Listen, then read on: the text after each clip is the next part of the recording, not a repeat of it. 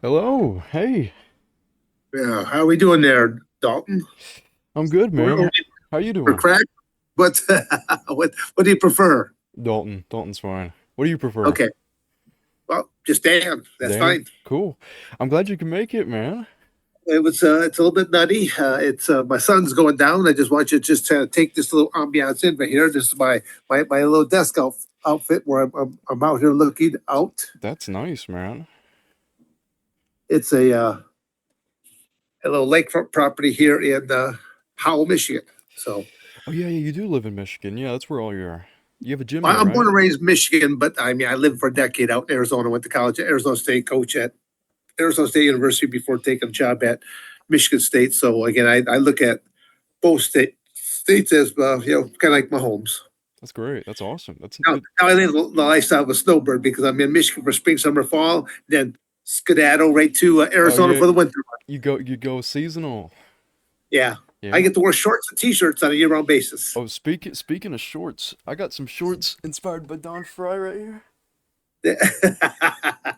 American Yeah. flag. Oh, there you go, the old Don. Yeah.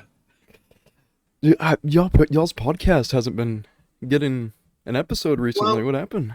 no, we haven't. Well, I'll just simply say it's not easy to corral Don in the first place.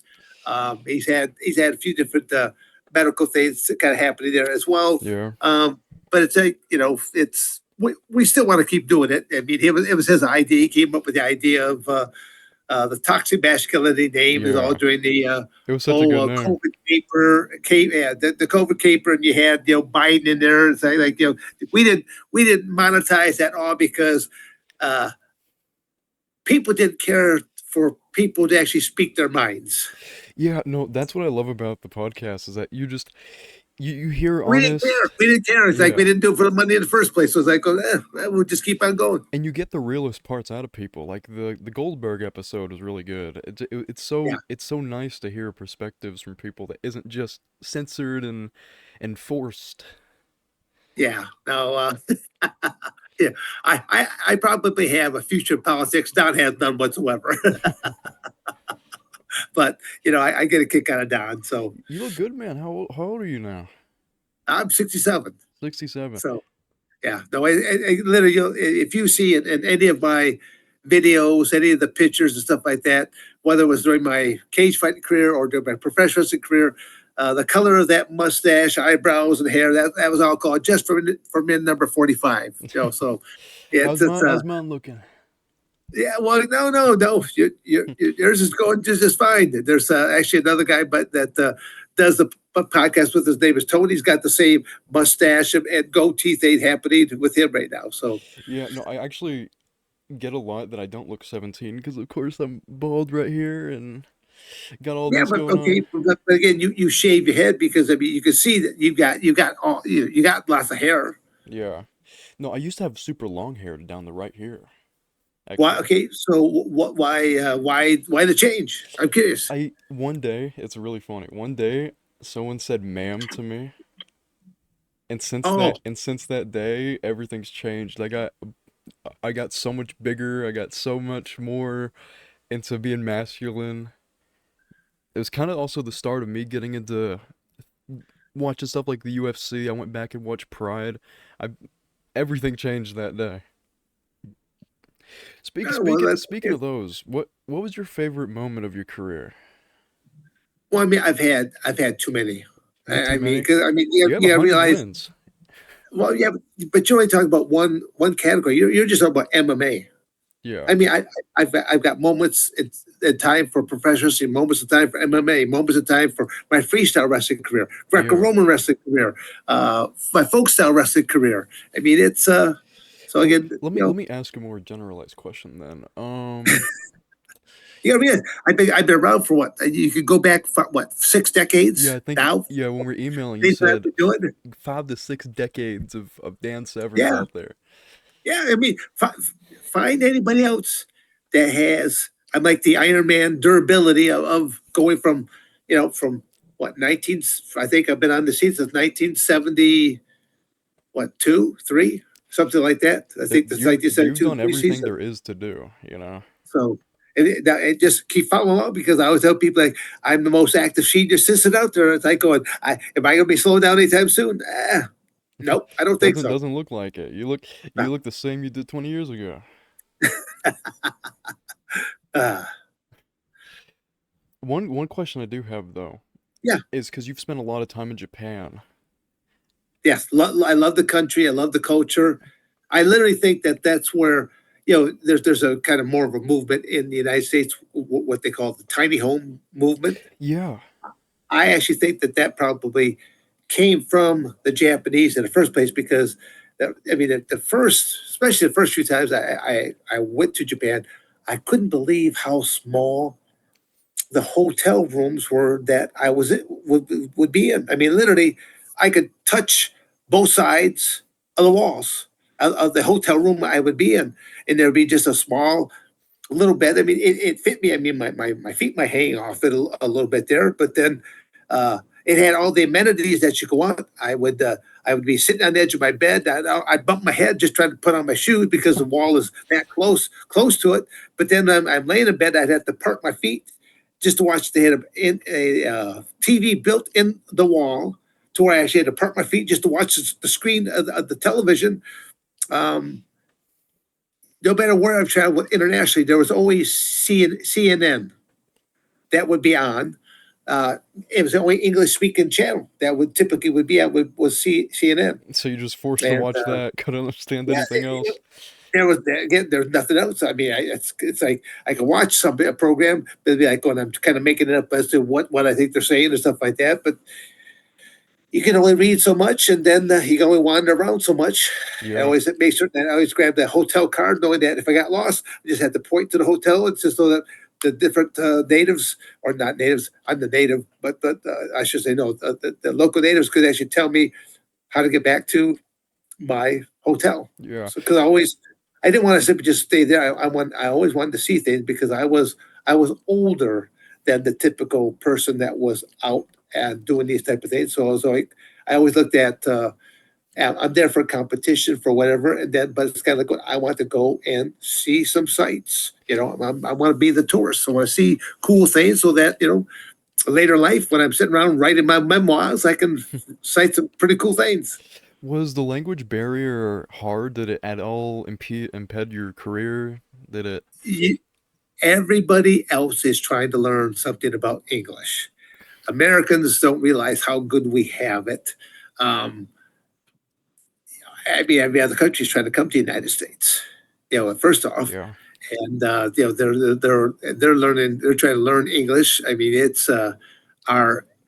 I'll beat up America just for a moment. There, our educational systems suck Yeah, for yeah. As how poorly they prepare um, our young people. I mean, when you look at mathematics and stuff like that, have you ever used algebra? yeah, no, I'm in an algebra class, and even then, I feel like it goes so slow. I don't feel like I'm really getting taught anything. Well, to me, it's like, oh, there should be practical math applications. It's kind of like going, I mean, it's we live in a.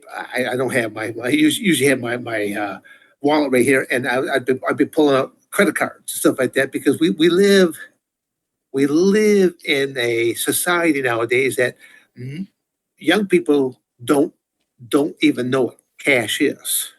Yeah, They no, no, they I don't they agree. don't handle it.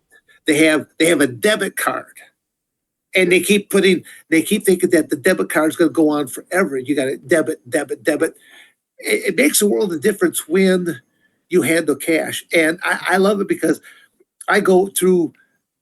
If you go through different stores, most of it is automatic now. Where you go up there again, it's all plastic. You have to show your different cards, and that makes me mad. I'm usually the one that will go to the teller. I'll even wait to see the teller, and they even look at me like because they're like they see the other six lanes are open. I go, no, do your job. Why should I do your job I agree with that completely. on top of mine? But then when I give them money, so let's say something costs 735, and I'll give them 1035. They're like, well, their mind is exploding. They're like going, what did you do? I go, I don't want any change back. I go, give me three $1 bills back. Yeah. I gave you 1035. My purchase was 735. I go, and they don't know how to count money back. It's sad. Can I add something? You know something I Yeah, find funny about, like, I feel like I'm one of the only people my age who really get what you're saying. A lot of people don't. People will complain about jobs that they do, not getting paid enough or not having enough jobs, but they still don't do them. They still don't do them. yeah. Like, you make a good. Why is there a self checkout? You should be doing your job. You should have the lanes open. There's so many workers doing nothing. Well, I go to a local Walmart. It'll have, again, I don't know exact count, but it looks like it's got like 20 20 different checkout counters, None of them are of open. which the one far end will have, like, I'll say, six or eight automatic ones where you go up there and you have to do all your work yourself. But then there's all these other lanes that might have one one person, and literally I'll wait there, and they'll see. I only have a couple items. It won't take me that long simply just to go over there and check on out.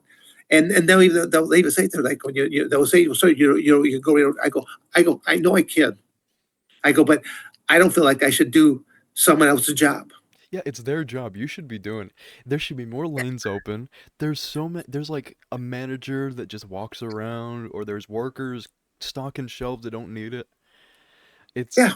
it's horrible. Especially Walmart. It's always Walmart that's the worst. Well, I mean, I like going into Walmart again. It's because you could get uh you could get items of all range of value there. I always look at that. It's just simply to buy groceries quick and fast. I'll go into a Walmart all the time because they got a good variety of things. I like going to Aldi's. Aldi's is another one that is a more economical type store over and above Walmart. So Speaking you of, you find Dan Severn is very it. I'm a person that I like to know that my money goes a long ways because I've been at that point where I had no money in my pocket. Now I have money in my pockets. I go, but am I going to squander it? No, I'm not going to squander it. It's like going, I got put in bad situations by other people's stupidity. It's kind of going, okay, I will not ever allow anyone else's stupidity ever to infringe upon me. So I can't blame anybody at this point in time as to what happens. So it's like, I'm good to go. The rest of the world can go to hell in a handbasket. I'm good to go. yeah, I feel that, man. Speaking of, oh, you talking about, yeah, you're Dan Severn. Does anybody really recognize you anymore? Well, yes, different places that I go to. I mean, I again, just even just yesterday, going to just a different store, and someone got come. They're like, are you Dan Severn? They're like, are you? Yeah, you're that guy? Yeah, and it's like going. I go, well, when they're like, you're that guy. I go, it all depends on who that guy is. Like I said, if it's a good guy, I'm that guy. But if it's a bad guy, I'm not that guy. If you remember No, something bad, that ain't me, but no, get up, but physically, I'm still, I look like a man. Okay, I you're still you're look you're a like. pretty big dude, ain't you? You Well, again, I mean, no, I'm basically. I always said I used to be 6'2", but I'm shrinking as I get older now. yeah. So I'm a good 6'1" is what I say I am now, and but it's like I'm in the trimester of life. So at 67, I mean, you got to think about that. What is again, just being blunt about this, what is the average length of men? Is that it? Expiration date. No, I mean, average length for men would be right around, most men don't see 70. Yeah, I think you're right about that. Yeah. Yeah. So, and women will usually go into their latter 70s. So there's usually, women have this, I'll say about a 5 to 7 year uh, perk over what men have. I'm not certain why that is, but they do. So it's like I always say that if men can make it to 70 years of age, they're doing pretty darn good. Yeah. I think when it comes to women, I think they just do a lot less stupid things than men do. Well, sure, they do. I mean, you hit the nail on the head. And men do a lot more stupid things. But then you got to look at the job market. When you look at some of the most scariest jobs, the most dangerous jobs, which which gender do they go to? True. Yeah, you never see I mean, women working like construction jobs or anything. It's yeah, again, look at these fishing tankers and stuff like this that are out there, fishing for the big tuna. Is that a bunch of chicks that are trying to wrangle in a 400-pound tuna or something like that? No, it's a no. bunch of dudes, Yeah, and these big rigs that are out there, out to sea in the ocean and that, and they're hauling tons and tons of fish. I mean, and then depending on what the weather's being tossed and turned around there to them. I mean, it's a even being in a state like Michigan and surrounded by the Great Lakes, people don't realize those Great Lakes, like Lake Superior, is one of the most dangerous lakes. When the winds turn stuff like that, and that is taking down many a tanker. There's even a folklore type song about Lake Superior. So, that's but interesting. it's yeah, But but people don't think about that like Michigan, you know. But yeah, it's dangerous. Kentucky ain't too interesting. But I've been to Kentucky a number of times over the decades. did you like it? Just different parts. Yeah, no, I enjoy each state for different reasons, and it's well, just like I'm here in Michigan, knowing that I'm going to be on this property for probably another 30 days or less, and then I'll be shutting this property down. I'll be taking Mrs. Beast back out to Arizona. I'll be out there just for a couple of days. I'll fly back, and then I'll be down to Coldwater for probably another 30 days doing some things there, but then traveling almost every weekend someplace else. And then I'll make my drive back to Arizona again with my car because we have two cars out here. She doesn't drive the way I do. So, I mean, to me, it's like anyone that's ever made a road trip with me knows the only time I stop is when the car needs gas. That's my dad. Yeah, well, again, I probably, I might be around the same age as your father, maybe older. I don't know. My But dad. again, that's what. Oh, speaking of Oh, my dad oh, wanted you to know that he's a huge fan. well, He's downstairs, but I was like, oh, I gotta wait. I want to do the interview, so I wish he could be up here to meet you as well. But well, I mean, maybe when we're done, we could do something for a couple minutes. yeah, yeah, I could probably get him up here after we're done with the interview. But um, he used to be a semi truck driver, and it's kind of how I learned firsthand the difference between men and women, especially driving and road trips. He drives basically perfectly, knows when to stop, all of that. Yeah. But when say like when I today I was with my grandma and worst driver humanity's ever made can barely stay focused on her GPS and what's in front of her at the same time. Uh, See, my grandmother never drove a car ever in her life. Never. Never. No, she just her again a different whole time era difference Yeah. compared to your grandparents. So I mean, it was kind of very unique because my father worked for the automotive industry, and my grandparents they did have a great old uh, '57 Chevy is what they had that my grandfather would drive. So, but yeah, even that he did drive it all that often. But it was this. I still remember again because I was just a young lad at the time. But having two different sets of grandparents. I had my mother's side. That was the Dawes side, Daws, and then the Severn side. So it was always interesting how different both sets of grandparents were. One was what I always referred to as the goose grandma house because they lived out on a farm. They had all these chickens and geese and things of nature. You as a kid out there, you go out there and you antagonize these animals, and next thing you know, they're chasing you around the yard. Yeah, And then you learn what karma is. Yeah. yeah, exactly, exactly. That's so funny. No, my family's the same way. I have one side that's like super redneck, and then Uh-huh. the other side is just like homebodies, like really weird, strange people. It's so funny because you wouldn't be able to tell that those two families that have two people married, it just seems impossible.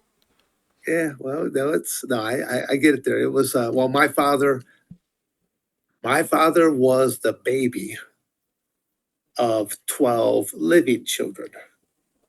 I say it like that because back then you didn't go to the hospital to have a child. You had it right there on the farm, and you had a midwife. And that same Severn farm is still in the Severn name 3 generations later. My grandparents owned it. My father owned it. Um, it basically became the property of, I have 7 other brothers and sisters. So the 8 of us own that property. And several years back, we sold the house and barns and just a few acres to my oldest brother's oldest son, Andrew. It's kind of unique because Andrew Severn was my grandfather's name, and now it's still owned by Andrew Severn. So You know, there's a big Severn lineage, huh?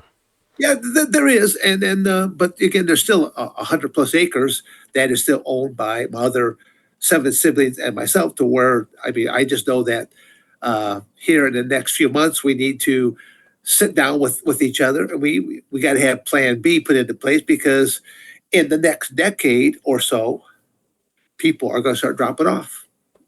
That's And true. what happens to your shares? Where do they go? And Y- that's where we So have to you got have to a figure plan. out where Yeah, almost the whale is gonna go. yeah. Again, you want to put it properly, and it's tough. You can't just be saying it's got to go to my kids because now if you got 4 or 5 kids, how does that work? Yeah, So because if you don't, it's if you either can't go. really space out the shares, how's that gonna work? Yeah, no, and it's to me, it's like I'm trying to get them to say, let's develop a business on this property, knowing that that's easier now to simply get your stake in a share of the business because you want the business to succeed. So contribute to this business, and let's foster it to where sure. You might see some money in your lifetime, but it will probably be more seen to the next generation, the next generation, S next generation. Which build I'm something up to okay. keep behind, right? Yeah, Like instead, and because shares I'm is a lot okay with all harder than that. just having wealth to a name. Yeah, yeah. Well, I'm gonna go back on when you were talking about tiny homes. Yeah. My mom and my dad actually want to do that, and we're planning a whole tiny home thing, not only for them to have money and to retire on, but for me to have kind of something to go back on. Because I'm planning, of course, I said I want to be a pro wrestler, and my Again, through the course of this conversation, I'll try to discourage that, or at least educate you as to what you better be aware of. Okay, so okay, but continue on. all right, but like I was saying, because if anything, I'm going into physical therapy because I'm already a weightlifter. I love all that stuff, and I feel Uh-huh. like it's so much easier for me to get into that and help other people than it would be Yes, to only think about something crazy to do. yeah. Well, And I have two of my family members that are physical therapists, and which is it's a great field. There are more old people in the United States than there are young people. So physical therapy is a good field to be in because people need to be taken care of. They need to be put through exercise, stretching routines because most people don't know what to do. see that's what I was kind of looking at because I figured out what to do very early on. That's why I think I got the way I did. But what I realize is that most people, even through all their lifetimes, will never figure it out, but they'll look for help. And I feel like I would fit perfectly into that field and have that as like a money maker in my full job until I think or figure out if I can do anything else interesting or Uh, hopeful. yeah. But I'm gonna ask you now, what's your advice? What should I know about pro wrestling? Well, I mean, it's I always tell people don't put all your eggs in one basket, but then I say that about almost anything that you do. Don't put all your eggs in one basket because, especially something like professional wrestling, because it's a very selfish field. It's I mean you're if you even listen to half of the stories that are coming out about Hulk Hogan, and passed away, and different people who have been interviewed and their thoughts about him, and then some are sad, some people are not so sad about his passing, and given the various reasons why. I mean, I never met the guy, so I have no no stake one way or the other. I just simply know that you know, doing your he was very marketable as to what he did, but when he was always doing his drink your milk, take your vitamins, say your prayers, you little hulkamaniacs and all that kind of stuff. I'm thinking, well, I think there might be something a little bit extra in your vitamins there, Mister Hulkster there, but that's just me going out on a limb. But because I've been a natural athlete my entire life. I've been approached many, many times, like Dan. You could be so much bigger. You could do all this if you get on this right type of stuff. That I'm thinking, I like knowing that I'm gonna try to live as long as possible. And you don't see too many bodybuilders that live into a very very old life because there's something that you pay a price somewhere Yeah, you along pay the a way. price for what you put in your body, and that's Yeah. definitely why you're as healthy as you are now. What and it's so impressive considering that you were going against people who definitely were on Oh yeah. Ken Shamrock was taking something. Yeah, don't you think so? No, I say it like that because I mean, we've had. I always tell people I've got nothing against Ken. I mean, each person again chooses their own course of what they do on things. So again, it's to each their own. I'm not gonna be scolding you. It's like I'm just hoping that I'll be mad if all the stuff I do and then I don't live to be as old as what I'm hoping for. I mean, I'll be a bit mad about that aspect of it, but it's like, but it's my choice. Yeah, It's what I want to do. So, but steroids are a touchy no, thing. get back to professional wrestling. But I'll say that in professional wrestling, you are only as good as who you are in the ring there to work with. And a lot of the professional wrestlers, once they make it to a certain level, they don't think they need to train anymore. And now that's when they become dangerous because now they're going to get sloppy. But if they get sloppy, it's not them who gets hurt, you get hurt. Yeah, And I've been hurt far worse in my professional wrestling career than anything else I've ever done in my cage fighting career, which means it doesn't make any kind of sense there whatsoever. But because I I had to put my body into somebody else's hands, yeah, that's I was and about to say they that. screw up. That's definitely why, because I'm sure it's a lot different when you can defend yourself than when you're thinking, oh, they're not gonna hurt me that bad. They're gonna. It's all scripted until they do something they shouldn't have, and then you got some Look, injuries. look at, I mean, Stone Cold Steve Austin ended up Yeah, getting dropped on his head, and then they had to have neck surgery. You have people like Draws, who is he's a quadriplegic, now. So, just things happen, things go wrong. But should they go wrong? No, they really should not go wrong. Then there's some people that they're trying to get so over at your expense. yeah. Some of So them, there I'm is sure, do it out of there's ego. Some of them, I'm sure, just don't well, care. I'll say ego gets into play, but then there's been other times when I've been involved in a couple tag team matches where my tag team partner was so far gone mentally because he was on who knows what. I actually had to grab him by the hand to lead him to the ring. Oh God, really? And I tried to keep him on the outside, knowing that he's a danger to whoever he works with. And that's hard to do when you're already in the back there, and you call a few different spots, and you're supposed to rotate in, supposed to rotate out. You know, there's only a certain amount of time your match is supposed to take up on the card because you're just one leg of a show. There might be 5 or 6 matches that night, and your match is only supposed to take whatever 10 minutes. But it takes a lot longer than 10 minutes because by the time you get out to the ring, the entrance, the exit, and it just all depends on what happens between the entrance Yeah. and the exit, and knowing that. I mean, you're working with Vince McMahon and the WWE/WWF at the time. What a well-oiled machine! I was very impressed with the entire operation where they go to a building that they don't own. They're just renting it for the night, and they've got 4 or 5 tractor trailers of equipment. There's like a military operation how they're just running cables all over this place, and they just the first one they come up through, they just take all these different pieces of paper and they'll just tape them up against the wall. Vince's office this way, talent's that way, locker room is this way, cafeteria is this way, and then you go to the next wall, and then there's more. Okay, Vince's office this way, and cafeteria that way, and literally how quickly they take over this building. But Yeah. it's No, so it's it's insane. so organized. But again, the the derelictness of a lot of these professional wrestlers. You could be blasted out of your mind, drunk as all get out, lose all your gear, and you show up there and they will sober you up. They'll dust the circles out from underneath your eyes.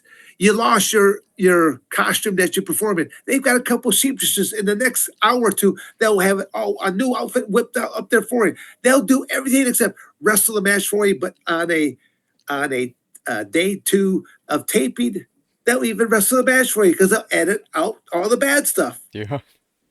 So it's, and I'm thinking to myself, you guys are being paid what kind of a salary? And you guys can't even show up sober. Anyone that came to a regular job and they were in this kind of condition, what would happen to them? Yeah, you think they would show up. They would get fired. They should get Yeah, fired. as they That's what should should. happen. Yeah, but that's not the way it goes. That's interesting to hear. That's actually honestly like that was something I think I was gonna end up asking about. But hey, you told me anyways. Also one thing I want to add, which is really stupid. Zoom doesn't allow for you to have long things for free. So we have 8 minutes, but we can start a new one of course afterwards.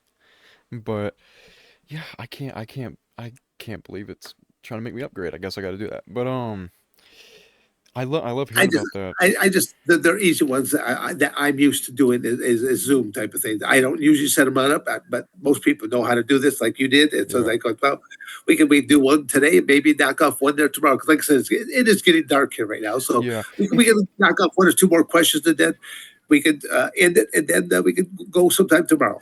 The Yeah, no. earlier, the better for me, Yeah, if you that can sounds do fine. early. Yeah, I would love to do that because tomorrow's Friday. I'm sure you'll have some probably more free time. I'll have some again. I always watch what the weather is because I'm on an island here. So it's like Yeah. going, if the weather's kind of crappy, well, I'm more or less cabin bound. But I'd rather be out here on the porch if I can. Yeah. No, honestly, I might do that too. I might do that next time. Seems fun. But it's Yeah, nice out there. How about we conclude the interview here and sure. can I go get my dad so that he can meet you? Yeah, you bet. What's your father's first name? Mike. Okay, all right. Go ahead.